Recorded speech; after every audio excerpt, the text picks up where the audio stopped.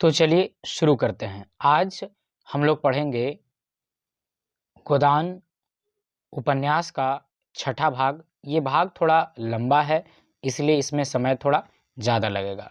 तो चलिए शुरू करते हैं। गोदान भाग 6। जेठ की उदास और गर्म संध्या सिमरी की सड़कों और गलियों में पानी के छिड़काव से शीतल और प्रसन्न हो रही थी। मंडप के चारों तरफ फूलों और पौधों के गमले सजा दिए गए थे और बिजली के पंखे चल रहे थे। राय साहब अपने कारखाने में बिजली बनवा लेते थे। उनके सिपाही पीली वर्दियां डाटे, नीले साफे बांधे जनता पर रोब जमाते फिरते थे। नौकर उजले कुर्ते पहने और केसरिया पाग बांधे मेहमानों और मुखियों का आदर सत्कार कर रहे थे। उसी वक्त एक मोटर सिंह द्वार के सामने आकर रुकी और उसमें से 3 महानुभाव उतरे। वह जो खद्दर का कुर्ता और चप्पल पहने हुए हैं, उनका नाम पंडित ओंकार नाथ है। आप दैनिक पत्र बिजली के यशस्वी संपादक हैं, जिन्हें देश चिंता ने घुला डाला है।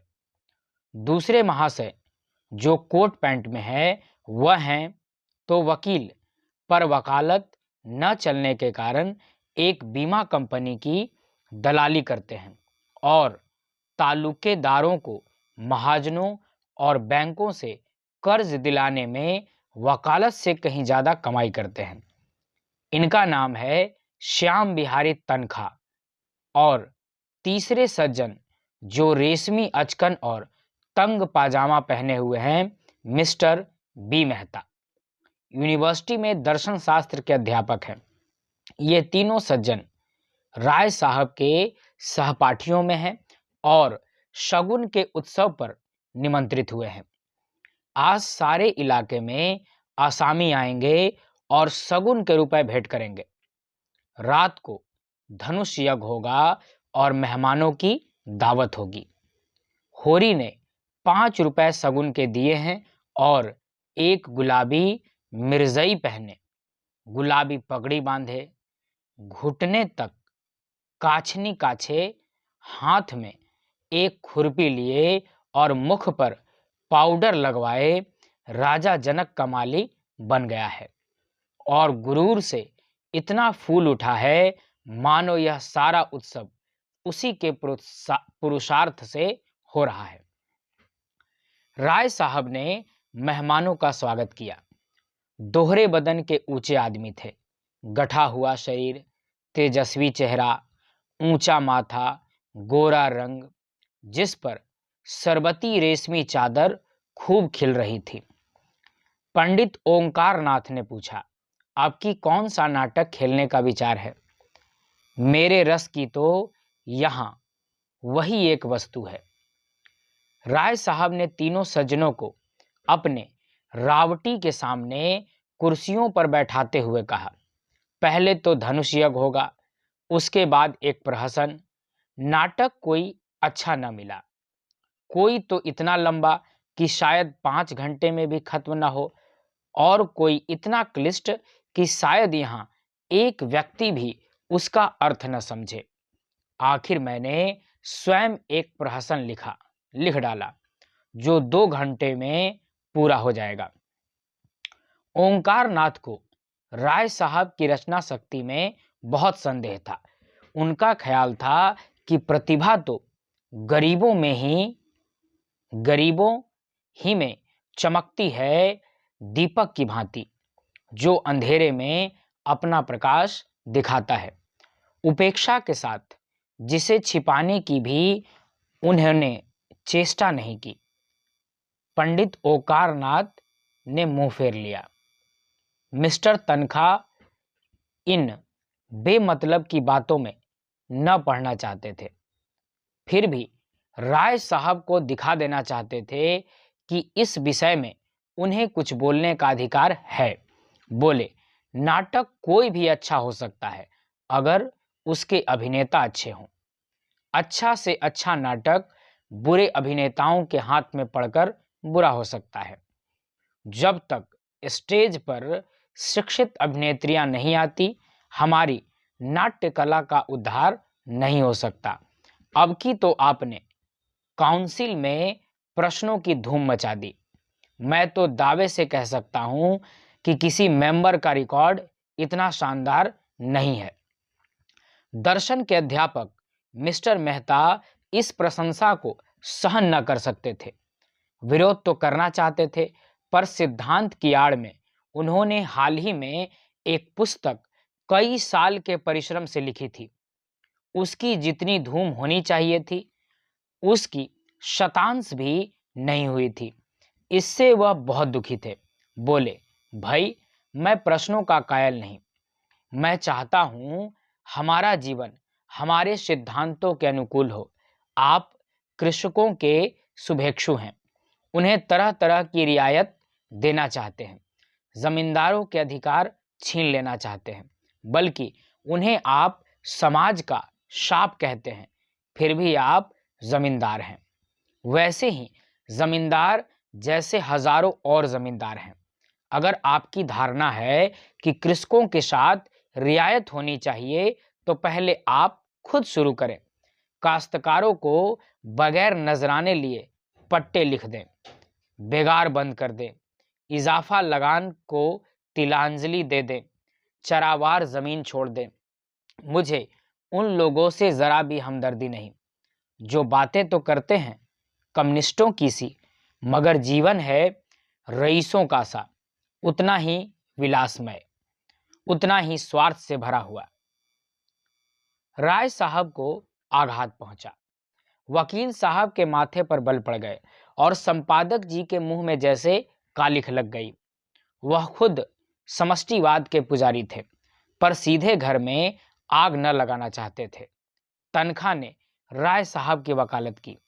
मैं समझता हूं राय साहब का अपने आसामियों के साथ जितना अच्छा व्यवहार है, अगर सभी जमींदार वैसे ही हो जाएं तो यह प्रश्न ही ना रहे। मेहता ने हथौड़े की चोट जमाई। मानता हूं आपका अपने आसामियों के साथ बहुत अच्छा बर्ताव है, मगर प्रश्न यह है कि उसमें स्वार्थ है या नहीं। इसका एक कारण क्या यह नहीं हो सकता कि मध्यम आंच में भोजन स्वादिष्ट पकता है? गुड़ से मारने वाला जहर से मारने वाले की अपेक्षा कहीं सफल हो सकता है। मैं तो केवल इतना जानता हूं, हम या तो साम्यवादी हैं या नहीं, तो उसका व्यवहार करें, नहीं है तो बकना छोड़ दें। मैं नकली जिंदगी का विरोधी हूं। अगर मांस खाना अच्छा समझते हो तो खुलकर खाओ, बुरा समझते हो तो मत खाओ।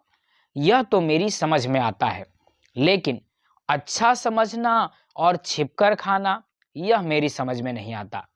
मैं तो इसे कायरता भी कहता हूं और धूर्तता भी, जो वास्तव में एक है। राय साहब सभा चतुर आदमी थे। अपमान और आघात को धैर्य और उदारता से सहने का उन्हें अभ्यास था। कुछ असमंजस में पड़े हुए बोले, आपका विचार बिल्कुल ठीक है मेहता जी। आप जानते हैं मैं आपकी साफ गोई का कितना आदर करता हूं, लेकिन आप यह भूल जाते हैं कि अन्य यात्राओं की भांति विचारों की यात्रा में भी पड़ाव होते हैं, और आप एक पड़ाव को छोड़कर दूसरे पड़ाव तक नहीं जा सकते। मानव जीवन का इतिहास इसका प्रत्यक्ष प्रमाण है। मैं उस वातावरण में पला हूं जहां राजा ईश्वर है और जमींदार ईश्वर का मंत्र। मेरे स्वर्गवासी पिता आसामियों पर इतनी दया करते थे कि पाले या सूखे में कभी आधा और कभी पूरा लगान माफ कर देते थे।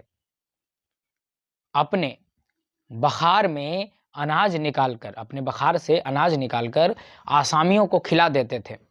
घर के गहने बेचकर कन्याओं के विवाह में मदद कर देते थे, मगर उसी वक्त तक जब तक प्रजा उनको सरकार और धर्मावतार कहती रहे। उन्हें अपना देवता समझकर उनकी पूजा करती रहे। प्रजा को पालना उनका सनातन धर्म था, लेकिन अधिकार के नाम पर वह कौड़ी का एक दांत भी फोड़ कर देना न चाहते थे।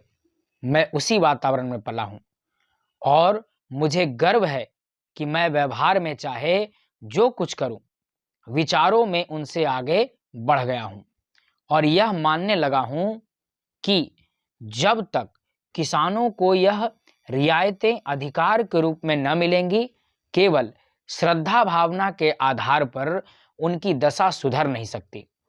स्वेच्छा अगर अपना स्वार्थ छोड़ दे तो अपवाद है। मैं खुद श्रद्धा भावना करते हुए भी स्वार्थ नहीं छोड़ सकता और चाहता हूं कि हमारे वर्ग को शासन और नीति के बल से अपना स्वार्थ छोड़ने के लिए मजबूर कर दिया जाए। इसे आप कायरता कहेंगे, मैं इसे विवशता कहता हूं। मैं इसे स्वीकार करता हूं कि किसी को भी दूसरे के श्रम पर मोटे होने का अधिकार नहीं। उपजीवी होना घोर लज्जा की बात है। कर्म करना प्राणी मात्र का धर्म है। समाज की ऐसी व्यवस्था जिसमें कुछ लोग मौज करें और अधिक लोग पिसे और खपे, कभी सुखद नहीं हो सकती। पूंजी और शिक्षा, जिसे मैं पूंजी ही का एक रूप समझता हूं, इनका किला जितनी जल्द टूट जाए उतना ही अच्छा। जिन्हें पेट की रोटी मयसर नहीं, उनके अफसर और नियोजक 10-10, 5-5 हजार फटकारे, यह हास्यास्पद है और लज्जास्पद भी। इस व्यवस्था ने हम जमींदारों में कितनी विलासिता, कितना दुराचार, कितनी पराधीनता और कितनी निर्लजता भर दी है, यह मैं खूब जानता हूं। लेकिन मैं इन कारणों से इस व्यवस्था का विरोध नहीं करता। मेरा तो यह कहना है कि अपने स्वार्थ की दृष्टि से भी इसका अनुमोदन नहीं किया जा सकता। इस शान को निभाने के लिए हमें अपनी आत्मा की इतनी हत्या करनी पड़ती है कि हम में आत्माभिमान का नाम भी नहीं रहा। हम अपने आसामियों को लूटने के लिए मजबूर हैं। अगर अफसरों को कीमती कीमती डालियां न दें तो बागी समझे जाएं, शान से न रहें तो कंजूस कहलाएं।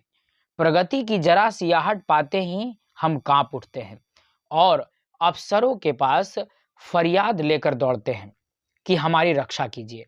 हमें अपने ऊपर विश्वास नहीं रहा, न पुरुषार्थ ही रह गया। बस हमारी दशा उन बच्चों की सी है जिन्हें चम्मच से दूध पिलाकर पाला जाता है, बाहर से मोटे, अंदर से दुर्बल, सत्वहीन और मोहताज। मेहता ने ताली बजाकर कहा, हियर हियर। आपकी जबान में जितनी बुद्धि है, काश उसकी आधी भी मस्तक में होती। खेद यही है कि सब कुछ समझते हुए भी आप अपने विचारों को व्यवहार में नहीं लाते। ओंकारनाथ बोले, अकेला चना भाड़ नहीं फोड़ सकता मिस्टर मेहता। हमें समय के साथ चलना भी है और उसे अपने साथ चलाना भी। बुरे कामों में ही सहयोग की जरूरत नहीं होती, अच्छे कामों के लिए भी सहयोग उतना ही जरूरी है। आप ही क्यों 800 रुपए महीने हड़पते हैं, जब आपके करोड़ों भाई केवल 8 रुपए में अपना निर्वाह कर रहे हैं। राय साहब ने ऊपरी खेद लेकिन भीतरी संतोष से संपादक जी को देखा और बोले, व्यक्तिगत बातों पर आलोचना न कीजिए संपादक जी, हम यहाँ समाज की व्यवस्था पर विचार कर रहे हैं।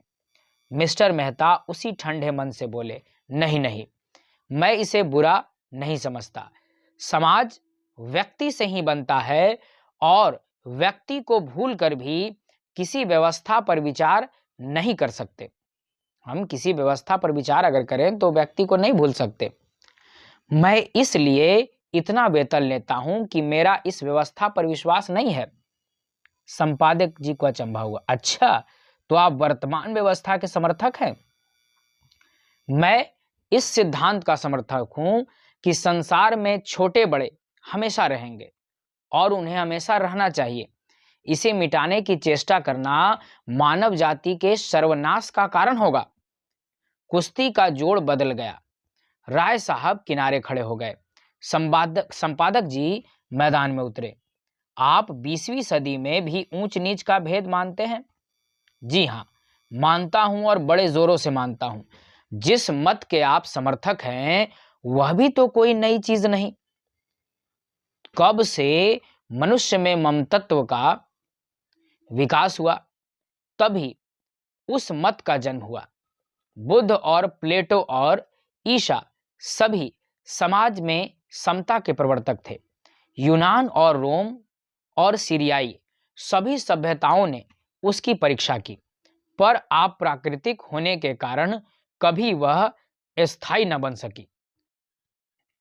आपकी बातें सुनकर मुझे आश्चर्य हो रहा है।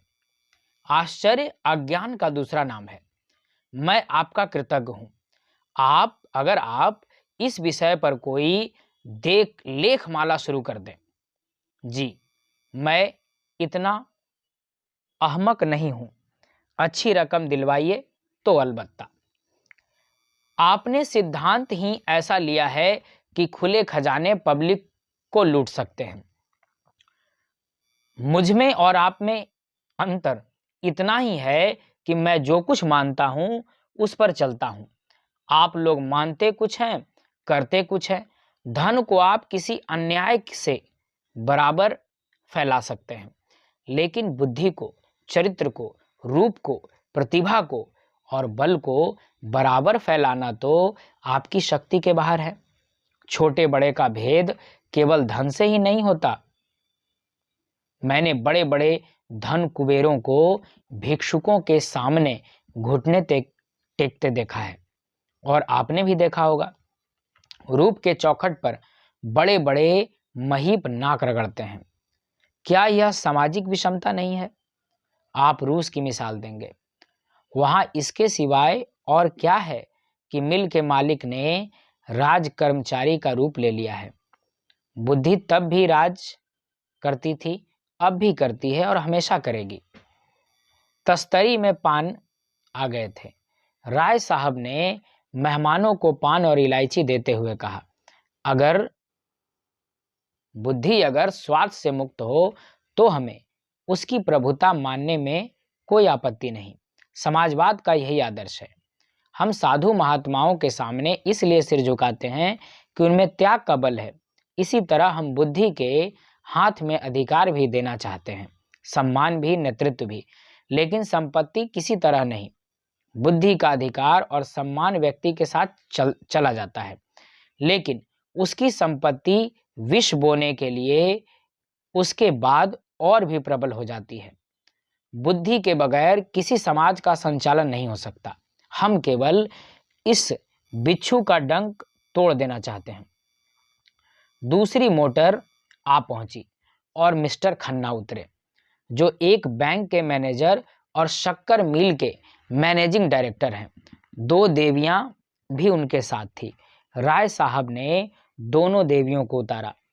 वह जो खद्दर की साड़ी पहने बहुत गंभीर और विशालशील सी हैं, मिस्टर खन्ना की पत्नी है, कामिनी खन्ना। दूसरी महिला जो ऊंची एड़ी का जूता पहने हुई हैं और जिनकी मुख छवि पर हंसी फूट पड़ती है, मिस मालती हैं। आप इंग्लैंड से डॉक्टरी पढ़ाई हैं और अब प्रैक्टिस करती हैं। तालुकेदारों के महलों में उनका बहुत प्रवेश है। आप नवयुग के साक्षात प्रतिमा हैं। गात कोमल पर चपलता कूट कूट कर भरी हुई, झिझक या संकोच का कहीं नाम नहीं। मेकअप में प्रवीण, बला की हाजिर जवाब, पुरुष मनोविज्ञान की अच्छी जानकार, आमोद प्रमोद को जीवन का तत्व समझने वाली, लुभाने और रिझाने की कला में निपुण। जहां आत्मा का स्थान है वहां प्रदर्शन, जहां हृदय का स्थान है वहां हाव भाव, मनोद्वारों पर कठोर निग्रह, जिसमें इच्छा का अभिलाषा का लोप सा हो गया हो। आपने मिस्टर मेहता के साथ हाथ मिलाते हुए कहा, सच कहती हूँ, आप सूरत से ही फिलॉसफर मालूम होते हैं। इस नई रचना में तो आपने आत्मवादियों को उधेड़ कर रख दिया। पढ़ते पढ़ते कई बार मेरे जी में ऐसा आया कि आपसे लड़ जाऊं। फिलोसफरों में सहृदयता क्यों गायब हो जाती है? मेहता झेंप गए। बिना ब्याहे थे और नवयुग की रमणियों से पनाह मांगते थे। पुरुषों की मंडली में खूब चहकते थे, मगर ज्यों ही कोई महिला आई और आपकी जबान बंद हो गई, जैसे बुद्धि पर ताला लग जाता था। स्त्रियों से शिष्ट व्यवहार तक करने की सुधि न रहती थी। मिस्टर खन्ना ने पूछा, फिलोसफरों की सूरत में क्या खास बात होती है देवी जी? मालती ने मेहता की ओर दया भाव से देखकर कहा, मिस्टर मेहता, बुरा ना माने तो बतला दूं। खन्ना मिस मालती के उपासकों में थे। जहां मिस मालती जाएं, वहां खन्ना का पहुंचना लाजिम था। उनके आसपास भौरों की तरह मंडराते रहते थे। हर समय उनकी यही इच्छा रहती थी कि मालती से अधिक वही बोले, उनकी निगाह अधिक से अधिक उन्हीं पर रहे। खन्ना ने आंख मारकर कहा, फिलोसफर किसी की बात का बुरा नहीं मानते, उनकी यही सिफत है। तो सुनिए, फिलोसफर हमेशा मुर्दा दिल होते हैं। जब देखिए अपने विचारों में मग्न बैठे हैं, आपकी तरफ ताकेंगे, मगर आपको देखेंगे नहीं। आप उनसे बातें किए जाएं, कुछ सुनेंगे नहीं, जैसे शून्य में उड़ रहे हों। सब लोगों से कहकर मारा, सब लोगों ने कहा मारा, जैसे जमीन में गड़ गए। मिस्टर मेहता जो है, जब कहा उन्होंने सुना तो ऐसा लगा जैसे वे जमीन में गड़ गए। ऑक्सफोर्ड में मेरे फिलॉसफी के प्रोफेसर हस्बैंड थे। खन्ना ने टोका, नाम तो निराला है। जी हां, और थे कौरे। मिस्टर मेहता भी कुंवारे हैं। यह रोग भी सभी फिलोसफरों को होता है, यानी कुंवारे रहने का रोग सभी को होता है जितने फिलोसफर हैं। अब मेहता को अवसर मिला। बोले, आप भी तो इसी मरज में गिरफ्तार हैं। मैंने प्रतिज्ञा की है कि किसी फिलोसफर से शादी करूंगी, और यह वर्ग शादी के नाम से घबराता है। हस्बैंड साहब तो स्त्री को देखकर घर में छिप जाते थे। उनके शिष्यों में कई लड़कियां थी। अगर उनमें से कोई कभी कुछ पूछने के लिए उनके ऑफिस में चली जाती थी, तो आप ऐसे घबरा जाते जैसे कोई शेर आ गया हो। हम लोग उन्हें खूब छेड़ा करते थे। बेचारे बड़े सरल हृदय। कई हजार की आमदनी थी, पर मैंने उन्हें हमेशा एक ही सूट पहने देखा। उनकी एक विधवा बहन थी, वही उनके घर का सारा प्रबंध करती थी। मिस्टर हस्बैंड को तो खाने की फिक्र ही न रहती थी। मिलने वालों के डर से अपने कमरे का द्वार बंद करके लिखा पढ़ी करते थे। भोजन का समय आ जाता तो उनकी बहन आहिस्ता से भीतर के द्वार से उनके पास जाकर किताब बंद कर देती थी। तब उन्हें मालूम होता था कि खाने का समय हो गया। रात को भी भोजन का समय बंधा हुआ था। उनकी बहन कमरे की बत्ती बुझा दिया करती थी। एक दिन बहन ने किताब बंद करनी चाहिए, तो आपने पुस्तक को दोनों हाथों से दबा लिया और बहन भाई में जोर आजमाई होने लगी। आखिर बहन उनकी पहिएदार कुर्सी को खींचकर भोजन के कमरे में लाई। राय साहब बोले, मगर मेहता साहब तो बड़े खुशमिजाज और मिलनसार हैं। नहीं, इस हंगामे में क्यों आते? तो आप फिलोसफर ना होंगे। जब अपने चिंताओं से हमारे सिर में दर्द होने लगता है, तो विश्व की चिंता सिर पर लाद कर कोई कैसे प्रसन्न रह सकता है? उधर संपादक जी श्रीमती खन्ना से अपने आर्थिक कठिनाइयों की कथा कह रहे थे। बस यूं समझिए श्रीमती जी कि संपादक का जीवन एक दीर्घ विलाप है, जिसे सुनकर लोग दया करने के बदले कानों पर हाथ रख लेते हैं। बेचारा न अपना उपकार कर सके, न औरों का। पब्लिक उससे आशा तो यह रखती है कि हर एक आंदोलन में वह सबसे आगे रहे, जेल जाए, मार खाए, घर के माल असबाब की कुर्की कराए। यह उसका धर्म समझा जाता है। लेकिन उसकी कठिनाइयों की ओर किसी का ध्यान नहीं। हो तो वह सब कुछ, उसे हर एक विद्या, हर एक कला में पारंगत होना चाहिए, लेकिन उसे जीवित रहने का अधिकार नहीं। आप तो आजकल कुछ लिखती ही नहीं। आपकी सेवा करने का जो थोड़ा सा सौभाग्य मुझे मिल सकता है, उससे मुझे क्यों वंचित रखती हैं? मिसेस खन्ना को कविता लिखने का शौक था। इस नाते से संपादक जी कभी कभी उनसे मिल आया करते थे, लेकिन घर के काम धंधों में व्यस्त रहने के कारण इधर बहुत दिनों से कुछ लिख नहीं सकी थी। सच बात तो यह है कि संपादक जी ने उन्हें प्रोत्साहित करके कवि बनाया था। सच्ची प्रतिभा उनमें बहुत कम थी। क्या लिखूं, कुछ सूझता नहीं। आपने कभी मिस मालती से कुछ लिखने को नहीं कहा? संपादक जी उपेक्षा भाव से बोले, उनका समय मूल्यवान है। कामिनी देवी, लिखते तो वह लोग हैं जिनके अंदर कुछ दर्द है, अनुराग है, लगन है, विचार है। जिन्होंने धन और भोग विलास को जीवन का लक्ष्य बना लिया है, वह क्या लिखेंगे? कामिनी ने ईर्ष्या मिश्रित विनोद से कहा, अगर आप उनसे कुछ लिखवा सके तो आपका प्रचार दोगुना हो जाए। लखनऊ में तो ऐसा कोई रसिक नहीं जो आपका ग्राहक न बन जाए। अगर धन मेरे जीवन का आदर्श होता तो आज मैं इस दशा में न होता। मुझे भी धन कमाने की कला आती है। आज चाहूं तो लाखों कमा सकता हूं, लेकिन यहाँ तो धन को कभी कुछ समझा ही नहीं। साहित्य की सेवा अपने जीवन का ध्येय है और रहेगा। कम से कम मेरा नाम तो ग्राहकों में लिखवा दीजिए। आपका नाम ग्राहकों में नहीं, संरक्षकों में लिखूंगा। संरक्षकों में रानियों महारानियों को रखिए, जिनकी थोड़ी सी खुशामद करके आप अपने पत्र को लाभ की चीज बना सकते हैं। मेरी रानी महारानी आप है। मैं तो आपके सामने किसी रानी महारानी की हकीकत नहीं समझता। जिसमें दया है, विवेक है, वही मेरी रानी है। खुशामद से मुझे घृणा है। कामिनी ने चुटकी ली, लेकिन मेरी खुशामद तो आप कर रहे हैं संपादक जी। संपादक जी ने गंभीर होकर श्रद्धा भाव पूर्ण स्वर में कहा, यह खुशामद नहीं है देवी जी, हृदय के सच्चे उद्गार है। राय साहब ने पुकारा, संपादक जी जरा इधर आइएगा, मिस मालती आपसे कुछ कहना चाहती हैं। संपादक जी की वह सारी अकड़ गायब हो गई। नम्रता और विनय की मूर्ति बने हुए आकर खड़े हो गए।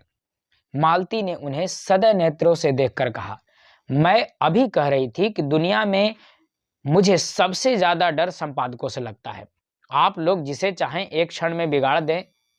मुझी से चीफ सेक्रेटरी साहब ने एक बार कहा, अगर मैं इस ब्लडी ओंकार नाथ को जेल में बंद कर सकूं तो अपने को भाग्यवान समझूं।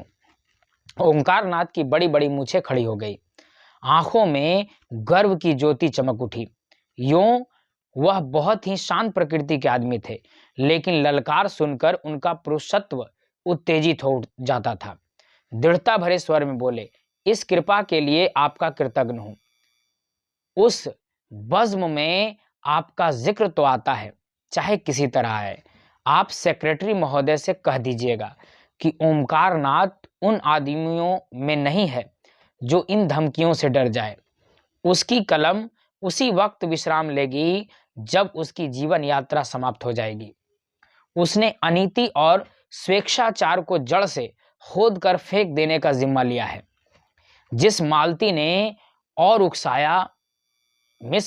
और उकसाया, मगर मेरी समझ में आपकी यह नीति नहीं आती कि जब आप मामूली शिष्टाचार से अधिकारियों का सहयोग प्राप्त कर सकते हैं तो क्यों उनसे कन्नी काटते हैं। अगर आप अपनी आलोचनाओं में आग और विष जरा कम कर दे तो मैं वादा करता हूं कि आपको गवर्नमेंट से काफी मदद मिल सकती है। जनता को तो आपने देख लिया, उससे अपील की, खुशामद की, अपनी कठिनाइयों की कथा कही, मगर कोई नतीजा न निकला। अब जरा अधिकारियों को भी आजमा कर देखिए। तीसरे महीने आप मोटर पर न निकलने लगें और सरकारी दावतों में निमंत्रित न होने लगें तो मुझे जितना चाहे कोसिएगा। तब यही रईस और नेशनलिस्ट जो आपकी परवाह नहीं करते आपके द्वार के चक्कर लगाएंगे। ओमकारनाथ अभिमान के साथ बोले, यही तो मैं नहीं कर सकता देवी जी। मैंने अपने सिद्धांतों को सदैव ऊंचा और पवित्र रखा है और जीते जी उनकी रक्षा करूंगा। दौलत के पुजारी तो गली गली मिलेंगे, मैं सिद्धांत के पुजारियों में हूं। मैं इसे दंभ कहती हूं। आपकी इच्छा। धन की आपको परवाह नहीं है, सिद्धांतों का खून करके नहीं। तो आपके पत्र में विदेशी वस्तुओं के विज्ञापन क्यों होते हैं? मैंने किसी भी दूसरे पत्र में इतने विदेशी विज्ञापन नहीं देखे। आप बनते हैं आदर्शवादी और सिद्धांतवादी, पर अपने फायदे के लिए देश का धन विदेश भेजते हुए आपको जरा भी खेद नहीं होता। आप किसी तर्क से इस नीति का समर्थन नहीं कर सकते। ओमकारनाथ के पास सचमुच कोई जवाब न था। उन्हें बगले झांकते देखकर राय साहब ने उनकी हिमायत की। तो आखिर आप क्या चाहती हैं? इधर से भी मारे जाएं, उधर से भी मारे जाएं, तो पत्र कैसे चले? जिस मिस मालती ने दया करना न सीखा था, मिस मालती ने दया न करना सीखा था, उन्होंने आगे क्या कहा? पत्र नहीं चलता तो बंद कीजिए। अपना पत्र चलाने के लिए आपको विदेशी वस्तुओं के प्रचार का कोई अधिकार नहीं। अगर आप मजबूर हैं तो सिद्धांत का ढोंग छोड़िए। मैं तो सिद्धांतवादी पत्रों को देखकर जल उठती हूं। जी चाहता है दिया सलाई दिखा दूं। जो व्यक्ति कर्म और वचन में सामंजस्य नहीं रख सकता, वह और चाहे जो कुछ भी हो, सिद्धांतवादी नहीं है। मेहता खिल उठा। थोड़ी देर पहले उन्होंने खुद इसी विचार का प्रतिपादन किया था। उन्हें मालूम हुआ कि इस रमणी में विचार की शक्ति भी है, केवल तितली नहीं। संकोच जाता रहा। यही बात अभी मैं कह रहा था। विचार और व्यवहार में सामंजस्य का न होना ही धूर्तता है, मक्कारी है। मिस मालती प्रसन्न मुख से बोली, तो इस विषय में आप और मैं एक हैं, और मैं भी फिलॉसफर होने का दावा कर सकती हूं। खन्ना की जीभ में खुजली हो रही थी। बोले, आपका एक एक अंग फिलॉसफी में डूबा है। मालती ने उनकी लगाम खींची। अच्छा, आपको भी फिलॉसफी में दखल है? मैं तो समझती थी आप बहुत पहले अपनी फिलॉसफी को गंगा में डूबे बैठे। नहीं, आप इतने बैंकों और कंपनियों के डायरेक्टर न होते। राय साहब ने खन्ना को संभाला। तो क्या आप समझती हैं कि फिलॉसफरों को हमेशा फाके मस्त रहना चाहिए? जी हाँ, फिलॉसफर अगर मोह पर विजय ना पा सके तो फिलॉसफर कैसा? इस लिहाज से तो शायद मिस्टर मेहता भी फिलॉसफर न ठहरे। मेहता ने जैसे आस्तीन चढ़ाकर कहा, मैंने तो कभी यह दावा नहीं किया राय साहब। मैं तो इतना ही जानता हूं कि जिन औजारों से लोहार काम करता है, उन्हीं औजारों से सुनार नहीं करता। क्या आप चाहते हैं कि आम भी उसी दशा में फले फूलें जिसमें बबूल या ताड़? मेरे लिए धन केवल उन सुविधाओं का नाम है जिनसे मैं अपना जीवन सार्थक कर सकूं। धन मेरे लिए फलने फूलने वाली चीज नहीं, केवल साधन है। मुझे धन की बिल्कुल इच्छा नहीं। आप वह साधन जुटा दें जिसमें मैं अपने जीवन को उपयोग कर सकूं। ओंकारनाथ समष्टिवादी थे। व्यक्ति की इस प्रधानता को कैसे स्वीकार करते? इसी तरह हर एक मजदूर कह सकता है कि उसे काम करने की सुविधाओं के लिए 1000 महीने की जरूरत है। अगर आप समझते हैं कि उस मजदूर के बगैर आपका काम नहीं चल सकता, तो आपको वह सुविधाएं देनी पड़ेंगी। अगर वही काम दूसरा मजदूर थोड़ी सी मजदूरी कर दे, तो कोई वजह नहीं कि आप पहले मजदूर की खुशामद करें। अगर मजदूरों के हाथ में अधिकार होता, तो मजदूरों के लिए स्त्री और शराब भी उतनी ही जरूरी सुविधा हो जाती जितनी फिलॉसफरों के लिए। तो आप विश्वास मानिए, मैं उनसे ईर्ष्या न करता। जब आपका जीवन सार्थक करने के लिए स्त्री इतनी आवश्यक है तो आप शादी क्यों नहीं कर लेते? मेहता ने निसंकोच भाव से कहा, इसलिए कि मैं समझता हूं मुक्त भोग आत्मा के विकास में बाधक नहीं होता। विवाह तो आत्मा और जीवन को पिंजरे में बंद कर देता है। खन्ना ने इसका समर्थन किया। बंधन और निग्रह पुरानी थ्योरियां हैं, नई थ्योरी है मुक्त भोग। मालती ने चोटी पकड़ी। तो अब मिसेज खन्ना को तलाक के लिए तैयार रहना चाहिए। तलाक का बिल तो हो, शायद उसका पहला उपयोग आप ही करेंगे। कामनी ने मालती की ओर विष भरी आंखों से देखा और मुंह सिकोड़ लिया, मानो कह रही है, खन्ना तुम्हें मुबारक, मुझे परवाह नहीं। मालती ने मेहता की तरफ देखकर कहा, इस विषय में आपके क्या विचार है मिस्टर मेहता? मेहता गंभीर हो गए। वह किसी प्रश्न पर अपना मत प्रकट करते थे तो जैसे अपनी सारी आत्मा उसमें डाल देते थे। विवाह को मैं सामाजिक समझौता समझता हूं। उसे तोड़ने का अधिकार न पुरुष को है न स्त्री को। समझौता करने से पहले आप स्वाधीन हैं, समझौता हो जाने के बाद आपके हाथ कट जाते हैं। तो आप तलाक के विरोधी हैं? क्यों? पक्का? और मुक्त भोग वाला सिद्धांत, वह उनके लिए है जो विवाह नहीं करना चाहते। अपनी आत्मा का संपूर्ण विकास सभी चाहते हैं, फिर विवाह कौन करे और क्यों करे? इसलिए कि मुक्ति सभी चाहते हैं, पर ऐसे बहुत कम हैं जो लोभ से अपना गला छुड़ा सके। आप श्रेष्ठ किसे समझते हैं, विवाहित जीवन को या अविवाहित जीवन को? समाज की दृष्टि में विवाहित जीवन को, व्यक्ति की दृष्टि में अविवाहित जीवन को। धनुष यज्ञ का अभिनय निकट था। 10 से 1 तक धनुष यज्ञ, 1 से 3 तक प्रहसन, यह प्रोग्राम था। भोजन की तैयारी शुरू हो गई। मेहमानों के लिए बंगले में रहने का अलग अलग प्रबंध था। खन्ना परिवार के लिए 2 कमरे रखे गए थे। और भी कितने ही मेहमान आ गए थे। सभी अपने अपने कमरे में गए और कपड़े बदल बदल कर भोजनालय में जमा हो गए। यहाँ छूत छात का कोई भेद न था। सभी जातियों और वर्णों के लोग साथ बैठ भोजन करने बैठे। केवल संपादक ओमकारनाथ सबसे अलग अपने कमरे में फलाहार करने गए और कामनी खन्ना को सिर दर्द हो रहा था। उन्होंने भोजन करने से इनकार किया। भोजनालय मेहमानों की संख्या 25 से कम न थी। शराब भी थी और मांस भी। इस उत्सव के लिए राय साहब अच्छी किस्म की शराब खास तौर पर मंगवाते थे। चीजें मंगवाते थे, खींची जाती थी दवा के नाम से, पर होती थी खालिश शराब। मांस भी कई तरह के पकते थे, कोफ्ते, कबाब, पुलाव, मुर्गा, मुर्गियां, बकरा, हिरन, तीतर, मोर, जिसे जो पसंद हो वह खाए। भोजन शुरू हो गया तो मिस मालती ने पूछा, संपादक जी कहाँ रह गए? किसी को भेजो राय साहब, उन्हें पकड़ लाएं। राय साहब ने कहा, यह वैष्णव हैं, उन्हें यहाँ बुलाकर क्यों बेचारे का धर्म नष्ट करोगी? बड़ा ही आचार निष्ठ आदमी है। अजी और कुछ न सही, तमाशा तो रहेगा।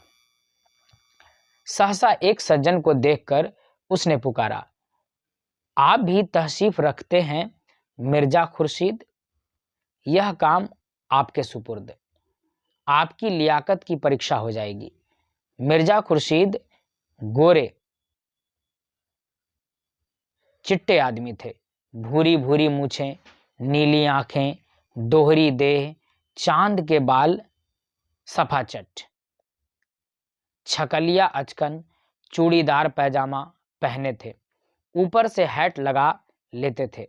काउंसिल के मेंबर थे, पर फलाहार समय खर्राटे लेते रहते थे।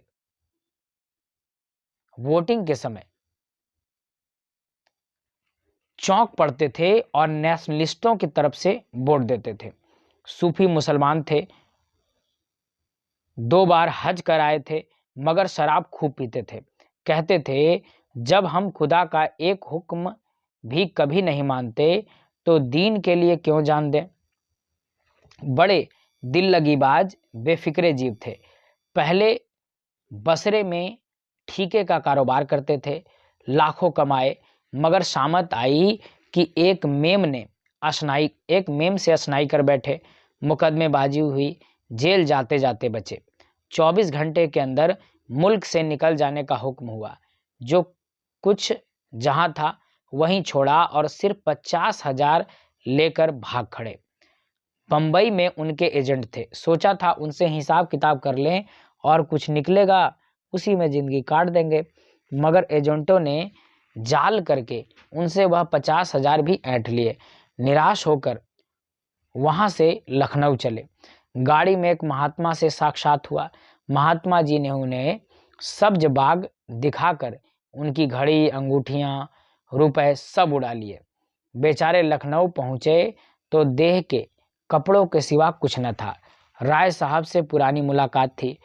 कुछ उनकी मदद से और कुछ अन्य मित्रों की मदद से एक जूते की दुकान खोल ली। वह अब लखनऊ की सबसे चलती हुई जूते की दुकान थी। 400-500 रोज की बिक्री थी। जनता को उन पर थोड़े ही दिनों में इतना विश्वास हो गया कि एक बड़े भारी मुसल्लिम ताल्लुकदार को नीचा दिखाकर काउंसिल में पहुंच गए। अपने जगह पर बैठे बैठे बोले, जी नहीं, मैं किसी का दिन नहीं बिगाड़ता, यह काम आपको खुद करना चाहिए। मजा तो जब है कि आप उन्हें शराब पिलाकर छोड़ें, यह आपके हुस्न के जादू की आजमाइश है। चारों तरफ से आवाजें आई, हाँ हाँ मिस मालती, आज अपना कमाल दिखाइए। मालती ने मिर्जा को ललकारा, कुछ इनाम दोगे? 100 रुपए की एक थैली। हुश, 100 रुपए? लाख रुपए का धर्म बिगाड़ूं 100 रुपए के लिए? अच्छा, आप खुद अपनी फीस बताइए। 1000 कौड़ी कम नहीं। अच्छा मंजूर। जी नहीं, लाकर मेहता जी के हाथ में रख दीजिए। मिर्जा ने तुरंत 100 रुपए का नोट जेब से निकाला और उसे दिखाते हुए खड़े होकर बोले, भाइयों, यह हम सब मर्दों की इज्जत का मामला है। अगर मिस मालती की फरमाइश न पूरी हुई तो हमारे लिए कहीं मुंह दिखाने की जगह न रहेगी। अगर मेरे पास रुपए होते तो मैं मिस मालती की एक एक अदा पर 1-1 लाख कुर्बान कर देता। एक पुराने शायर ने अपने माशूक के लिए एक काले तिल पर समरकंद और बुखारा के सूबे कुर्बान कर दिए थे।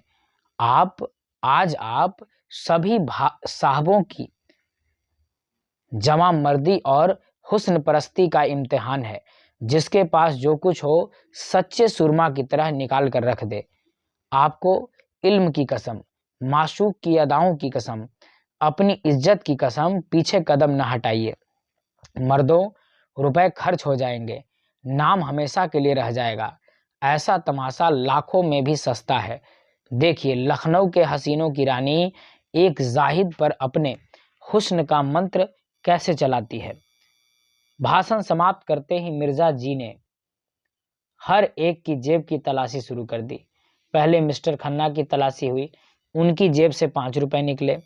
मिर्जा ने मुंह फीका करके कहा, वाह खन्ना साहब वाह, नाम बड़े दर्शन थोड़े।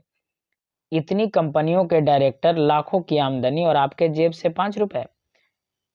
लाहौल विला कुवत, कहाँ है मेहता? आप जरा जाकर मिसेस खन्ना से कम 100 रुपए वसूल कर लाएं। खन्ना खिसिया कर बोले, अजी, उनके पास 100 भी न होगा। कौन जानता था कि यहाँ आप तलाशी लेना शुरू करेंगे। खैर, आप खामोश रहिए, हम अपनी तकरीर को आजमा लें। अच्छा, तो मैं जाकर उनसे पूछता हूँ। जी नहीं, आप यहाँ से हिल नहीं सकते मिस्टर मेहता, आप फिलोसफर हैं, मनोविज्ञान के पंडित। देखिए, अपनी भद न कराइएगा। मेहता शराब पीकर मस्त हो जाते थे। उस मस्ती में उनका दर्शन उड़ जाता था और विनोद सजीव हो जाता था। लपक कर मिसेस खन्ना के पास गए और 5 मिनट में ही मुंह लटकाए लौट आए। मिर्जा ने पूछा, अरे क्या खाली हाथ? राय साहब हंसे, काजी के घर चूहे भी सयाने। मिर्जा ने कहा, हो बड़े खुशनसीब खन्ना, खुदा की कसम। मेहता ने कहा मारा और जेब से 100 रुपए के 5 नोट निकाले। मिर्जा ने लपक कर उन्हें गले लगाया। चारों तरफ से आवाजें आने लगी, कमाल है, मानता हूं उस्ताद, क्यों न हो फिलोसफर जो ठहरे। मिर्जा ने नोटों को आंख से लगा कर कहा, भाई मेहता, आज से मैं तुम्हारा शागिर्द हो गया। बताओ यह जादू कैसे मारा। मेहता अकड़कर लाल लाल आंखों से ताकते हुए बोले, अजी कुछ नहीं, ऐसा कौन सा बड़ा काम था, जाकर पूछा। अंदर आऊं? बोली, आप हैं मेहता जी, आइए। मैंने अंदर जाकर कहा, वहां लोग ब्रिज खेल रहे हैं। मिस मालती 500 रुपये हार गई और अपनी अंगूठी बेच रही हैं। अंगूठी 1000 से कम की नहीं है, आपने तो देखा है। बस वही, आपके पास रुपए हों तो 500 रुपये देकर 1000 की चीज ले लीजिए, ऐसा मौका फिर न मिलेगा। मिस मालती ने इस वक्त रुपए न दिए तो बेदाग निकल जाएंगी। पीछे से कौन देता है? शायद इसलिए उन्होंने अंगूठी निकाली है और 500 रुपये किसके पास धरे होंगे। मुस्कुराई और चट अपने बटुए से 5 नोट निकाल कर दे दिए। बोली, मैं बिना कुछ लिए घर से नहीं निकलती, न जाने कब क्या जरूरत पड़े। खन्ना खिसिया कर बोले, जब हमारे प्रोफेसरों का यह हाल है तो यूनिवर्सिटी का ईश्वर ही मालिक है। खुर्शीद ने घाव पर नमक छिड़का। अरे, तो ऐसी कौन सी बड़ी रकम है जिसके लिए आपका दिल बैठा जाता है? खुदा झूठ न बुलवाए तो यह आपकी एक दिन की आमदनी है। समझ लीजिए एक दिन बीमार पड़ गया और जाएगा भी तो मिस मालती ही के हाथ में। आपके दर्रे जिगर की दवा मिस मालती के ही पास तो है। मालती ने ठोकर मारी। देखिए मिर्जा जी, तबेले में लती आहूज अच्छी नहीं। मिर्जा ने दुम हिलाई। कान पकड़ता हूं देवी जी। मिस्टर तनख्वाह की तलाशी हुई। मुश्किल से 10 रुपए निकले। मेहता की जेब से केवल 98 निकली। कई सज्जनों ने 1-1, 2-2 रुपए खुद दिए। हिसाब जोड़ा गया तो 300 की कमी थी। यह कमी राय साहब ने उदारता के साथ पूरी कर दी। संपादक जी ने मेवे और फल खाए थे और जरा कमर सीधी कर रहे थे। राय साहब ने जाकर कहा, आपको मिस मालती याद कर रही हैं। खुश होकर बोले, मिस मालती मुझे याद कर रही हैं, धन्य भाग। राय साहब के साथ ही हाल में आ बिराजे। उधर नौकरों ने मेजें साफ कर दी थी। मालती ने आगे बढ़कर उनका स्वागत किया। संपादक जी ने नम्रता दिखाई, बैठिए, तकल्लुफ न कीजिए, मैं इतना बड़ा आदमी नहीं हूँ। मालती ने श्रद्धा भरे स्वर में कहा, आप तकल्लुफ समझते होंगे, मैं समझती हूँ, मैं आपका सम्मान बढ़ा रही हूँ। यूँ आप अपने को कुछ न समझे और आपको शोभा भी नहीं देता, यही देता है। लेकिन यहाँ जितने सज्जन जमा हैं सभी आपकी राष्ट्र और साहित्य सेवा से भली भांति परिचित है। आपने इस क्षेत्र में जो महत्वपूर्ण काम किया है, अभी चाहे लोग उसका मूल्य न समझें, लेकिन वह समय बहुत दूर नहीं, मैं तो कहती हूँ वह समय आ गया है जब हर एक नगर में आपके नाम की सड़कें बनेंगी, क्लब बनेंगे, टाउन हॉलों में आपके चित्र लटकाए जाएंगे। इस वक्त जो थोड़ी बहुत जागृति है वह आप ही के महान उद्योगों का प्रसाद है।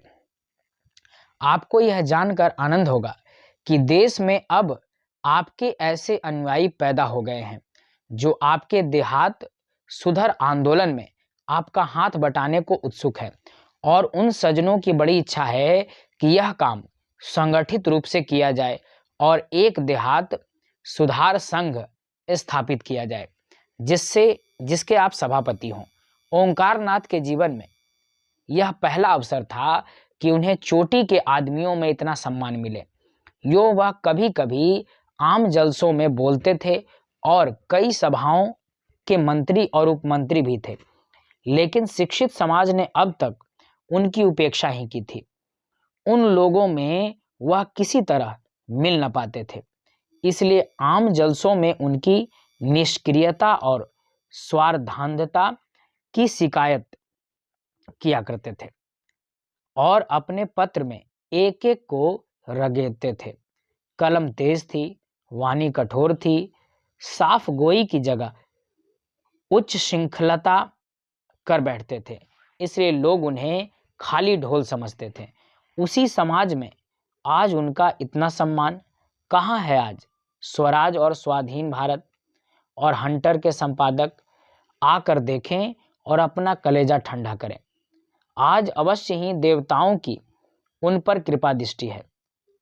सद्योग कभी सफल नहीं जाता, ऋषियों का वाक्य है। वह स्वयं अपने नजरों में उठ गए, कृतज्ञता से पुलकित होकर बोले, देवी जी, आप तो मुझे कांटों में घसीट रही हैं।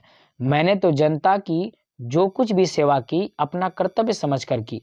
मैं इस सम्मान को व्यक्ति का सम्मान नहीं, उस उद्देश्य का सम्मान समझता हूँ जिसके लिए मैंने अपना जीवन अर्पित कर दिया है। लेकिन मेरा नम्र निवेदन है कि प्रधान का पद किसी प्रभावशाली पुरुष को दिया जाए। मैं पदों में विश्वास नहीं रखता, मैं तो सेवक हूँ और सेवा करना चाहता हूँ। मिस मालती इसे किसी तरह स्वीकार न कर सकती। सभापति पंडित जी को बनना पड़ेगा। नगर में उसे ऐसा प्रभावशाली व्यक्ति दूसरा नहीं दिखाई देता, जिसकी कलम में जादू है, जिसकी जबान में जादू है, जिसके व्यक्तित्व में जादू है। वह कैसे कहता है कि वह प्रभावशाली नहीं? वह जमाना गया जब धन और प्रभाव में मेल था, अब प्रतिभा और प्रभाव में मेल का युग है। संपादक जी को यह पद अवश्य स्वीकार करना पड़ेगा। मंत्री मिस मालती होंगी। इस सभा के लिए 1000 का चंदा भी हो गया है और अभी तो सारा शहर और प्रांत पड़ा हुआ है। 4-5 लाख मिल जाना मामूली बात है। ओंकार नाथ पर कुछ नशा सा चढ़ने लगा। उनके मन में जो एक प्रकार की फुरहरी सी उठ रही थी, उसने गंभीर उत्तरदायित्व का रूप धारण कर लिया। बोले, मगर यह आप समझ लें मिस मालती कि यह बड़ी जिम्मेदारी का काम है और आपको अपना बहुत समय देना पड़ेगा। मैं अपनी तरफ से आपको विश्वास दिलाता हूं कि आप सभा भवन में मुझे सबसे पहले मौजूद पाएंगी। मिर्जा जी ने पुचकारा दिया, आपका बड़े से बड़ा दुश्मन भी यह नहीं कह सकता कि आप अपना कर्ज अदा करने में कभी किसी से पीछे रहे। मिस मालती ने देखा शराब कुछ कुछ असर करने लगी है, तो और भी गंभीर बनकर बोली, अगर हम लोग इस काम की महानता न समझते तो यह सभा स्थापित होती और न आप इसके सभापति होते। हम किसी रईस या तालुकेदार को सभापति बनाकर धन खूब बटोर सकते हैं और सेवा की आड़ में स्वार्थ सिद्ध कर सकते हैं, लेकिन यह हमारा उद्देश्य नहीं। हमारा एकमात्र उद्देश्य जनता की सेवा करना है और उसका सबसे बड़ा साधन आपका पत्र है। हमने निश्चय किया है कि हर एक नगर और गांव में उसका प्रचार किया जाए और जल्द से जल्द उसकी ग्राहक संख्या को 20,000 तक पहुंचा दिया जाए। प्रांत की सभी म्यूनिसिपैलिटियों और जिला बोर्डों के चेयरमैन हमारे मित्र हैं। कई चेयरमैन तो यहीं विराजमान हैं। अगर हर एक ने 500 प्रतियां भी ले ली तो 25,000 प्रतियां तो आप यकीनी समझें। फिर राय साहब और मिर्जा साहब की यह सलाह है कि काउंसिल में इस विषय का एक प्रस्ताव रखा जाए कि प्रत्येक गांव के लिए बिजली की 1 प्रति सरकारी तौर पर मंगाई जाए या कुछ वार्षिक सहायता स्वीकार की जाए, और हमें पूरा विश्वास है कि यह प्रस्ताव पास हो जाएगा। ओंकार नाथ ने जैसे नशे में झूमते हुए कहा, हमें गवर्नर के पास डिपुटेशन ले जाना होगा। मिर्जा खुर्शीद बोले, जरूर जरूर। उनसे कहना होगा कि किसी सभ्य शासन के लिए यह कितनी लज्जा और कलंक की बात है कि ग्रामोत्थान का अकेला पत्र होने पर भी बिजली का अस्तित्व तक नहीं स्वीकार किया जाता। मिर्जा खुर्शीद ने कहा, अवश्य अवश्य, मैं गर्व नहीं करता, अभी गर्व करने का समय नहीं आया, लेकिन मुझे इसका दावा है कि ग्राम संगठन के लिए बिजली ने जितना उद्योग किया है। मिस्टर मेहता ने सुधारा, नहीं महाशय, तपस्या कहिए। मैं मिस्टर मेहता को धन्यवाद देता हूं। हाँ, इसे तपस्या ही कहना चाहिए, बड़ी कठोर तपस्या। बिजली ने जो तपस्या की है वह इस प्रांत के ही नहीं, इस राष्ट्र के इतिहास में अभूतपूर्व है। मिर्जा खुर्शीद बोले, जरूर जरूर। जिस मालती ने एक पेग और दिया, मिस मालती ने एक पेग और दिया। हमारे संघ ने यह निश्चय भी किया है कि काउंसिल में अब की जो जगह खाली हो उसके लिए आपको उम्मीदवार खड़ा किया जाए। आपको केवल अपनी स्वीकृति देनी होगी, शेष सारा काम लोग कर लेंगे। आपको न खर्च से मतलब, न प्रोपेगेंडा, न दौड़ धूप से। ओंकार नाथ की आंखों की ज्योति दुगनी हो गई। गर्वपूर्ण नम्रता से बोले, मैं आप लोगों का सेवक हूँ, मुझसे जो काम चाहे ले लीजिए। हम लोगों को आपसे ऐसी ही आशा है। हम अब तक झूठे देवताओं के सामने नाक रगड़ते रगड़ते हार गए और कुछ हाथ न लगा। अब हमने आप में सच्चा पथ प्रदर्शक, सच्चा गुरु पाया है और इस शुभ दिन के आनंद में आज हमें एक मन एक प्राण होकर अपने अहंकार को, अपने दंभ को तिलांजलि दे देनी चाहिए। हम में आज से कोई ब्राह्मण नहीं, कोई शूद्र नहीं, कोई हिंदू नहीं, कोई मुसलमान नहीं, कोई ऊंचा नहीं, कोई नीचा नहीं। हम सब एक ही माता के बालक, एक ही गोद के खेलने वाले, एक ही थाली के खाने वाले भाई हैं। जो लोग भेदभाव में विश्वास रखते हैं, जो लोग पृथकता और कट्टरता के उपासक हैं, जिनके लिए हमारी सभा में स्थान नहीं, उनके लिए हमारी सभा में कोई स्थान नहीं। जिस सभा के सभापति पूज्य ओंकार नाथ जैसे विशाल हृदय व्यक्ति हों, उस सभा में ऊंच नीच का, खान पान का और जाति पाति का भेद नहीं हो सकता। जो महानुभाव एकता में और राष्ट्रीयता में विश्वास न रखते हों, वे कृपा करके यहां से उठ जाएं। राय साहब ने शंका की, मेरे विचार में एकता का यह आशय नहीं कि सब लोग खान पान का विचार छोड़ दें। मैं शराब नहीं पीता, तो क्या मुझे इस सभा से अलग हो जाना पड़ेगा? मालती ने निर्मम स्वर में कहा, बेशक अलग हो जाना पड़ेगा।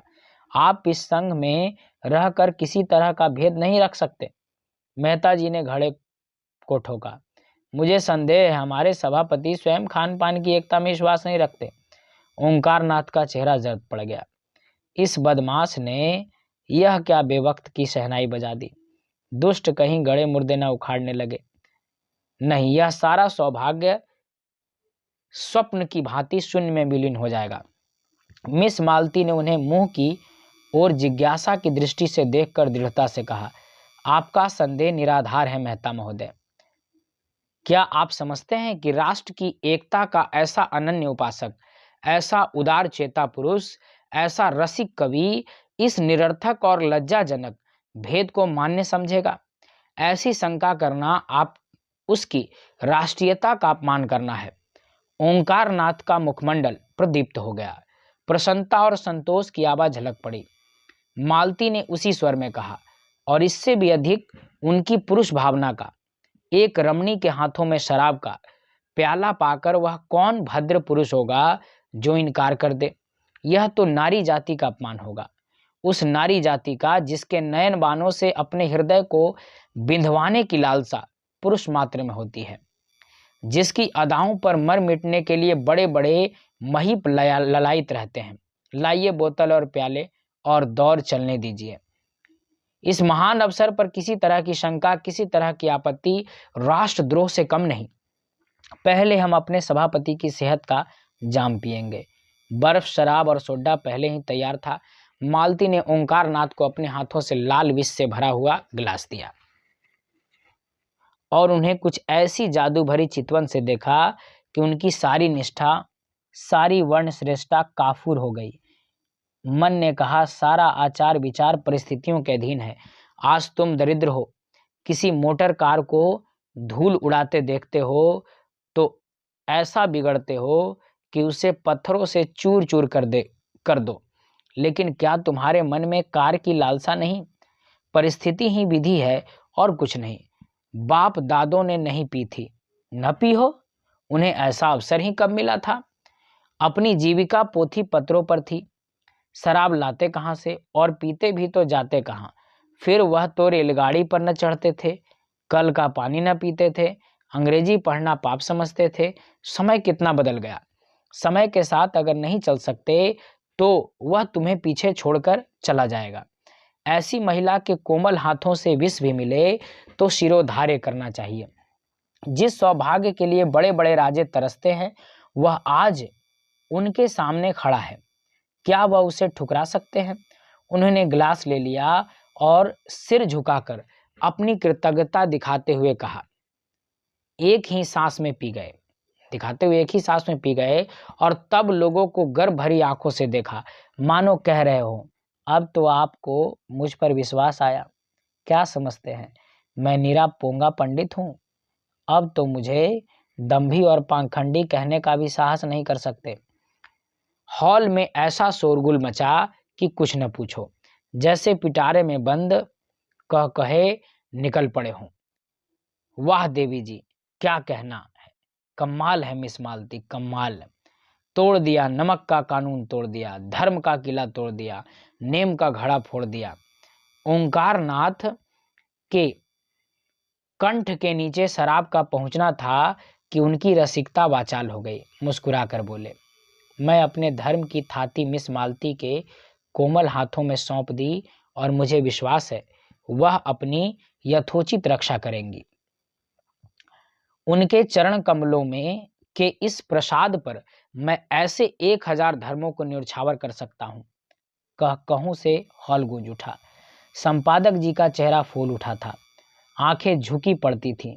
दूसरा गिलास भरकर बोले, यह मिस मालती की सेहत का जाम, आज लोग पिएं और उन्हें आशीर्वाद दें। लोगों ने फिर अपने अपने गिलासे खाली कर दिए। उसी वक्त मिर्जा खुर्शीद ने एक माला लाकर संपादक जी के गले में डाल दी और बोले, सज्जनों, फिदवी ने अभी अपने पूज्य सदर साहब की शान में एक कसीदा कहा है, आप लोगों की इजाजत हो तो सुनाऊं। चारों तरफ से आवाज आई, हाँ हाँ जरूर सुनाइए। ओंकारनाथ भंग तो आए दिन पिया करते थे और उनका मस्तिष्क उनका अभ्यस्त हो गया था, मगर शराब पीने का उन्हें पहला अवसर था। भंग का नशा मंथर गति से एक स्वप्न की भांति आता था और मस्तिष्क पर मेघ के समान छा जाता था। उनकी चेतना बनी रहती थी। उन्हें खुद मालूम होता था कि इस समय उनकी वाणी बड़े लच्छेदार और उनकी कल्पना बहुत प्रबल। शराब का नशा उनके ऊपर सिंह की भांति झपटा और दबोच बैठा। वे कहते कुछ है, मुंह से निकलता कुछ है। फिर यह ज्ञान भी जाता रहा। वह क्या कहते हैं और क्या करते हैं इसकी सूध ही न रही। यह स्वप्न का रोमानी वैचित्र न था, जागृति का वह चक्कर था जिसमें साकार निराकार हो जाता है। न जाने कैसे उनके मस्तिष्क में यह कल्पना जाग उठी कि कसीदा पढ़ना कोई बड़ा अनुचित काम है।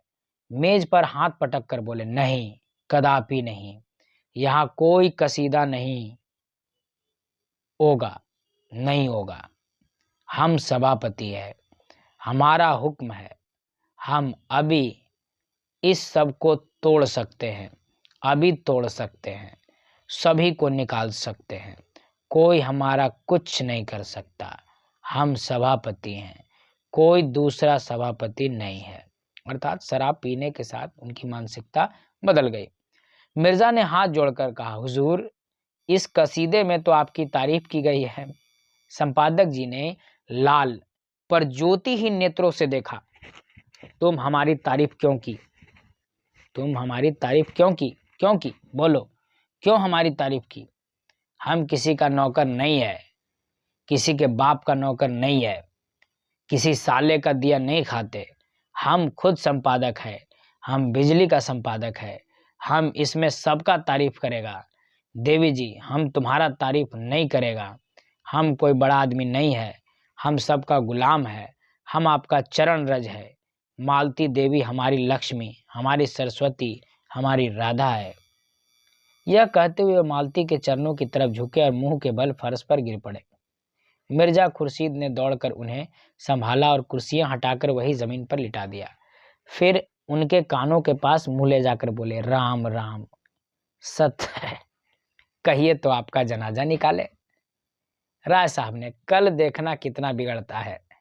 एक एक को अपने पत्र में रगे देगा और ऐसा रगे देगा कि आप भी याद करेंगे। एक ही दुष्ट है, किसी पर दया नहीं करता, लिखने में तो अपना जोड़ नहीं रखता। ऐसा गधा आदमी कैसे इतना अच्छा लिखता है, यह रहस्य है। कई आदमियों ने संपादक जी को उठाया और ले जाकर उनके कमरे में लिटा दिया। उधर पंडाल में धनुष यज्ञ हो रहा था। कई बार इन लोगों को बुलाने के लिए आदमी जा चुके थे। कई हुक्काम भी पंडाल में आ चुके थे। लोग उधर जाने को तैयार हो रहे थे कि सहसा एक अफगान आकर खड़ा हो गया।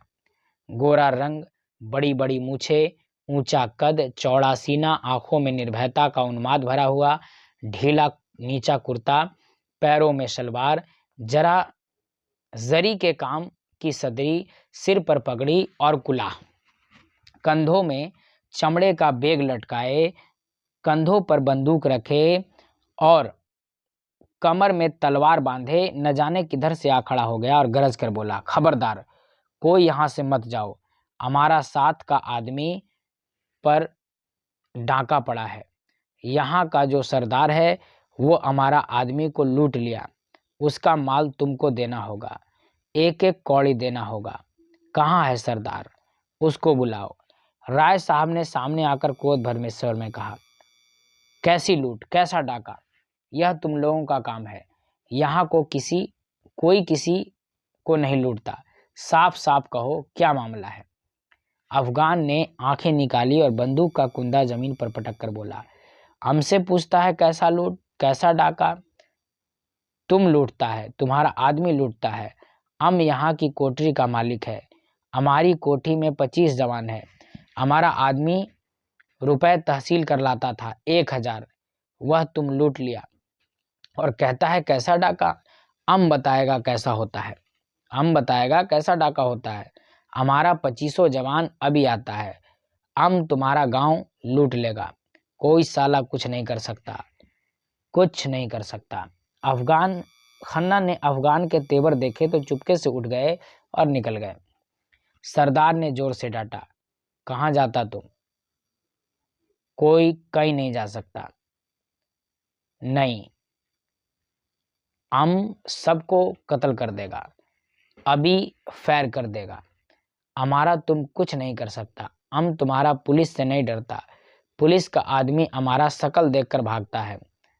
हमारा अपना कांसल है, हम उसको खत लिखकर लाट साहब के पास जा सकता है।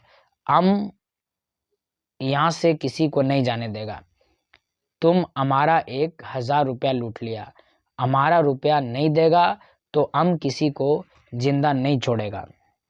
तुम सब आदमी दूसरों के माल को लूट करता है और यहाँ मासूक के साथ शराब पीता है।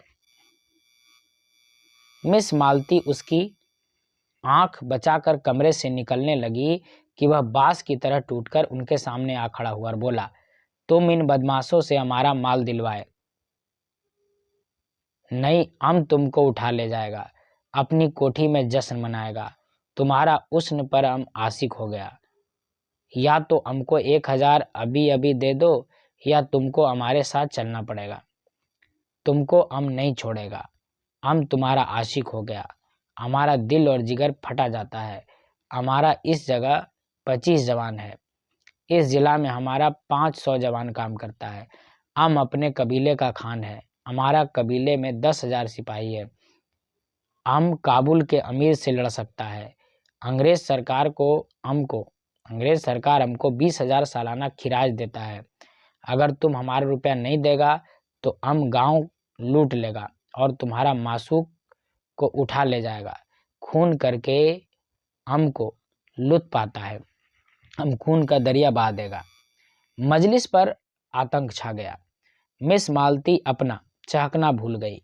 खन्ना की पिंडलियां कांप रही थी। बेचारे चोट चपेट के भय से एक मंजिले बंगले में रहते थे। जीने पर चढ़ना उसके लिए सूली पर चढ़ने से कम न था। गर्मी में भी डर के मारे कमरे में सोते थे। राय साहब ने ठकुराई का अभिमान था, राय साहब को ठकुराई का अभिमान था। वह अपने ही गांव में एक पठान से डर जाना हास्यास्पद समझते थे, लेकिन उनकी बंदूक को का क्या करते? उन्होंने जरा भी ची चपड़ किया और इसने बंदूक चलाई।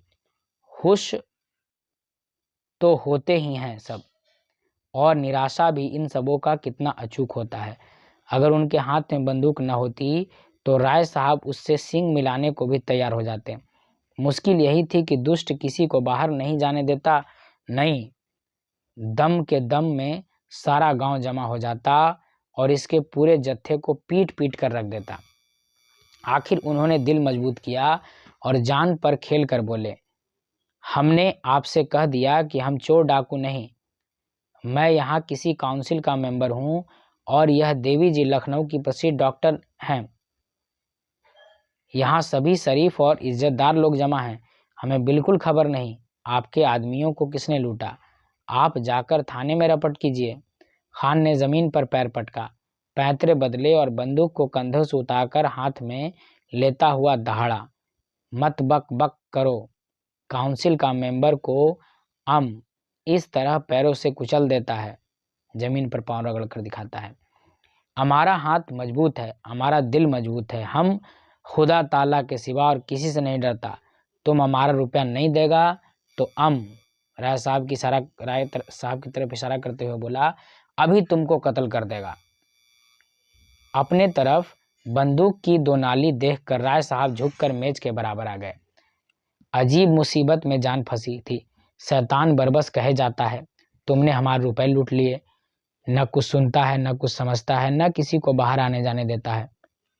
नौकर चाकर सिपाही प्यादे सब धनुष यज्ञ देखने में मग्न थे। जमींदारों के नौकर यूं भी आलसी और कामचोर होते हैं। जब तक 10 दफे न पुकारा जाता बोलते ही नहीं, और इस वक्त तो एक शुभ काम में लगे हुए थे। धनुष यज्ञ उनके लिए केवल तमाशा नहीं, भगवान की लीला थी। अगर एक आदमी भी इधर आ जाता तो सिपाहियों को खबर हो जाती और दम भर में खान का सारा खानपन निकल जाता। दाढ़ी के एक एक बाल नुच जाते। कितना गुस्सेबर है, होते भी तो जल्लाद हैं। न मरने का गम, न जीने की खुशी। मिर्जा साहब से अंग्रेजी में बोले, अब क्या करना चाहिए? मिर्जा साहब ने चकित नेत्रों से देखा। क्या बताऊं, कुछ अक्ल काम नहीं करती। मैं आज अपना पिस्तौल घर ही छोड़ आया, नहीं मजा चखा देता। खन्ना रोना मुंह बनाकर बोले, कुछ रुपए देकर किसी तरह इस बला को टालिए। राय साहब ने मालती की ओर देखा। देवी जी, अब आपकी क्या सलाह है? मालती का मुखमंडल तमतमा रहा था। बोली, होगा क्या? मेरी इतनी बेइज्जती हो रही है और आप लोग बैठे देख रहे हैं। 20 मर्दों के होते एक उज्जड़ पठान मेरी इतनी दुर्गति कर रहा है और आप लोगों के खून में जरा भी गर्मी नहीं आती। आपको जान इतनी प्यारी है, क्यों एक आदमी बाहर जाकर शोर नहीं मचाता? क्यों आप लोग उस पर झपट कर उसके हाथ से बंदूक नहीं छीन लेते? बंदूक ही तो चलाएगा, चलाने दो। 1 या 2 की जान जाएगी, जाने दो। मगर देवी जी मर जाने को जितना आसान समझती थी और लोग न समझते थे। कोई आदमी बाहर निकलने की हिम्मत करे और पठान गुस्से में आकर 10-5 फैर कर दे तो यहाँ सफाया हो जाएगा। बहुत होगा, पुलिस उसे फांसी सजा दे देगी। वह भी क्या ठीक, एक बड़े कबीले का सरदार है, उसे फांसी देते हुए सरकार भी सोच विचार करेगी। ऊपर से दबाव पड़ेगा। राजनीति के सामने न्याय को कौन पूछता है? हमारे ऊपर उल्टे मुकदमे दायर हो जाएंगे और दंडकारी पुलिस बैठा दी जाए तो आश्चर्य नहीं। कितने मजे से हंसी मजाक हो रहा था। अब तक ड्रामा का आनंद उठाते होते इस शैतान ने आकर नई विपत्ति खड़ी कर दी। और ऐसा जान पड़ता है बिना 2-1 खून किए मानेगा भी नहीं। खन्ना ने मालती को फटकारा, देवी जी, आप तो हमें ऐसा लताड़ रही हैं मानो अपने प्राण रक्षा करना कोई पाप है। प्राण का मोह प्राणी मात्र में होता है और हम लोगों में भी है, तो कोई लज्जा की बात नहीं। आप हमारी जान इतनी सस्ती समझती हैं, यह देखकर मुझे खेद होता है। 1000 का ही तो मामला है। आपके पास मुफ्त के 1000 हैं, उसे देकर क्यों नहीं विदा कर देती? आप खुद अपने बेइज्जती करा रही हैं, इसमें हमारा क्या दोष? राय साहब ने गर्म होकर कहा, अगर इसने देवी जी को हाथ लगाया तो चाहे मेरी लाश यहीं तड़पने लगे, मैं उससे भिड़ जाऊंगा। आखिर वह भी आदमी ही तो है। मिर्जा साहब ने संदेह में सिर हिलाकर कहा, राय साहब, आप अभी तो इन सबों के मिजाज से वाकिफ नहीं हैं। यह फैर करना शुरू करेगा तो फिर किसी को जिंदा ना छोड़ेगा। इनका निशाना बेखता होता है। मिस्टर तनखा बेचारे आने वाले चुनाव की समस्या सुलझाने आए थे। 5,000 का वारा न्यारा करके घर जाने का स्वप्न देख रहे थे। यहाँ जीवन ही संकट में पड़ा है। बोले, सबसे सरल उपाय यही है जो अभी खन्ना जी ने बतलाया। 1,000 की ही बात है, रुपए मौजूद हैं, तो आप लोग क्यों इतना सोच विचार कर रहे हैं? मिस मालती ने तनखा को तिरस्कार भरी आंखों से देखा। आप लोग इतने कायर हैं, यह मैं न समझती थी। मैं यह न समझता था कि आपके रुपए इतने प्यारे हैं, वह भी मुफ्त के। जब आप लोग मेरा अपमान देख सकते हैं तो अपने घर की स्त्रियों का अपमान भी देख सकते होंगे। तो आप भी पैसों के लिए अपने घर के पुरुषों को होम करने के लिए कर में संकोच न करती होंगी। खान इतनी देर तक झल्लाया हुआ सा इन लोगों की गिटपिट सुन रहा था। एकाएक गरज कर बोला, अब नहीं मानेगा। इतनी देर यहाँ खड़ा है, तुम लोग कोई जवाब नहीं देता। जेब से सीटी निकालकर तुमको 1 लम्हा और देता है। अगर तुम रुपया नहीं देता तो सीटी बजाएगा और हमारा 25 जवान यहाँ आ जाएगा, बस। फिर आंखों में प्रेम की ज्वाला भरकर उसने मिस मालती को देखा। तुम हमारे साथ चलेगा दिलदार? तुम्हारे ऊपर फिदा हो जाएगा, अपना जान तुम्हारे कदमों पर रख देगा। इतना आदमी तुम्हारा आशिक है, मगर कोई सच्चा आशिक नहीं है। सच्चा इश्क क्या है दिखा देगा। तुम्हारा इशारा पाते ही अपने सीने में खंजर चुभा सकता है। मिर्जा ने घिया कर कहा, देवी जी, खुदा के लिए इस मुजी को रुपए दे दीजिए। खन्ना ने हाथ जोड़कर याचना की, हमारे रुपए दया करो मिस मालती, हमारे ऊपर दया करो मिस मालती। राय साहब तन कर बोले, हरगिज नहीं, आज जो कुछ होना है होने दे दीजिए। या तो हम खुद मर जाएंगे या इन जालिमों को हमेशा के लिए सबक दे देंगे। तनखा ने राय साहब को डांट बताई, शेर की मान में घुसना कोई बहादुरी नहीं, मैं इसे मूर्खता समझता हूँ। मगर मिस मालती के मनोभाव कुछ और ही थे। खान के लालसा प्रदीप्त नेत्रों ने उन्हें आश्वस्त कर दिया था और अब इस कांड में उन्हें मनचलेपन का आनंद आ रहा था। उनका हृदय कुछ देर इन नर पुंगवों के बीच रहकर उसके बर्बर प्रेम का आनंद उठाने के लिए ललचा रहा था। शिष्ट प्रेम की दुर्बलता और निर्जीवता का उन्हें अनुभव हो चुका था। आज अक्खड़ अनगढ़ पठानों के उन्मुक्त प्रेम के लिए उनका मन दौड़ रहा था, जैसे संगीत का आनंद उठाने के बाद कोई मस्त हाथियों की लड़ाई देखने के लिए दौड़े। उन्होंने खान साहब के सामने जाकर निशंक भाव से कहा, तुम्हें रुपए नहीं मिलेंगे। हाथ ने खान बढ़ाकर कहा, तो हम तुमको लूट ले जाएगा। तुम इतने आदमियों के बीच हमें नहीं ले जा सकते। तुमको 1,000 आदमियों के बीच से ले जा सकता है। तुमको जान से हाथ धोना पड़ेगा। अपने मासूक के लिए अपने जिस्म का एक एक बोटी नुचवा सकता है। उसने मालती का हाथ पकड़कर खींचा। उसी वक्त होरी ने कमरे में कदम रखा। वह राजा जनक का माली बना हुआ था और उसके अभिनय ने देहातियों को हंसाते हंसाते लौटा दिया था। उसने सोचा, मालिक अभी तक क्यों नहीं आए, वह भी तो आकर देखे कि देहाती इस काम में कितने कुशल होते हैं। उनके यार दोस्त भी देखे, कैसे मालिक को बुलाए। वह अवसर खोज रहा था और ज्यों ही मोहलत मिली दौड़ा हुआ यहाँ आया, मगर यहाँ का दृश्य देखकर भौचक्का सा खड़ा रह गया। सब लोग चुप्पी साधे थर थर कांपते कातर नेत्रों से खान को देख रहे थे और खान मालती को अपने तरफ खींच रहा था। उसकी सहज बुद्धि ने परिस्थितियों का अनुमान कर लिया। उसी वक्त राय साहब ने पुकारा, होरी दौड़ कर जा और सिपाहियों को बुला ला, जल्द दौड़। होरी पीछे मुड़ा था कि खान ने उसके सामने बंदूक तान कर डांटा, कहाँ जाता है सुअर, गोली मार देगा। होरी गवार था, लाल पगड़ी देखकर उसके प्राण निकल जाते थे, लेकिन मस्त सांड पर लाठी लेकर पिला पड़ता था। वह कायर न था, मरना और मारना दोनों ही जानता था, मगर पुलिस के हथकंडों के सामने उसकी एक न चलती थी। बंधे बंधे कौन फिरे, रिश्वत के रुपए कहाँ से लाए, बाल बच्चों को किस पर छोड़े, मगर सब मालिक ललकारते हों तो फिर किसका डर। तब तो वह मौत के मुंह में भी कूद सकता है। उसने झपट कर खान की कमर पकड़ी और ऐसा अड़ंगा मारा कि खान चारों खाने चित जमीन पर आ रहा और लगा पस्तों में गालियां देने। होरी उसकी छाती पर चढ़ बैठा और जोर से दाढ़ी पकड़ कर खींची। दाढ़ी उसके हाथ में आ गई। खान ने तुरंत अपनी कुल्हाड़ उतार फेंकी और जोर मारकर खड़ा हो गया। अरे यह तो मिस्टर मेहता है। वाह! लोगों ने चारों तरफ से मेहता को घेर लिया। कोई उनके गले लगता, कोई उनकी पीठ पर थपकियां देता था और मिस्टर मेहता के चेहरे पर न हंसी थी न गर्व।